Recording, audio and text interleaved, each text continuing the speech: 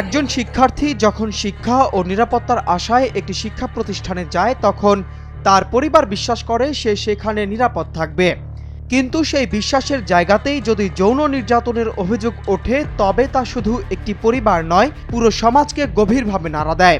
মাদারীপুরের এক কওমি মাদ্রাসাকে ঘিরে এমনই এক হৃদয় বিদারক অভিযোগ সামনে এসেছে, যা এলাকা জুড়ে তীব্র ক্ষোভ ও উদ্বেগের সৃষ্টি করেছে। কেন আপনি এই কাজটা করলেন? আমি আসলে ভুল করে কাজটা করছি, কারণ আমি এখনো বিবাহ করিনি। হ্যাঁ, তো আমার ওইরকম একটা ওইরকম একটা ইচ্ছা ছিল। পরে যখন দেখছি যে না, ছোটো মানুষ ভয় পাইছে বা ব্যথা হয়েছে, তখন আমি আসলে বিষয়টা করে দিচ্ছি।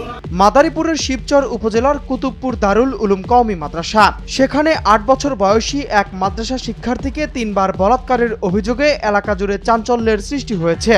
অভিযোগ অনুযায়ী ওই শিক্ষার্থী দীর্ঘদিন বিষয়টি গোপন রাখলেও শারীরিক ও মানসিক কষ্ট সহ্য করতে না পেরে এক পর্যায়ে তার মায়ের কাছে ঘটনাটি জানায়। পরে তার মা বিষয়টি গ্রামের গণ্যমান্য ব্যক্তিদের অবহিত করলে স্থানীয়রা মাদ্রাসায় গিয়ে অভিযুক্ত শিক্ষক মুস্তাক আহমেদকে জিজ্ঞাসাবাদ করলে তিনি একাধিকবার বলাৎকার করেছেন বলে তিনি নিজেই স্বীকারোক্তি দেন।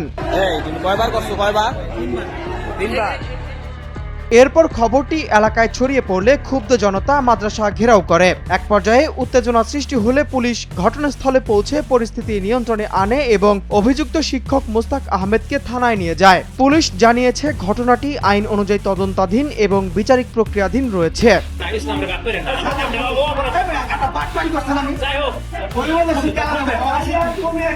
এমন পাশবিক জঘন্য অপরাধের বিরুদ্ধে দ্রুত নিরপেক্ষ তদন্ত এবং দোষী প্রমাণিত হলে কঠোর শাস্তির দাবি জানিয়েছেন স্থানীয়রা।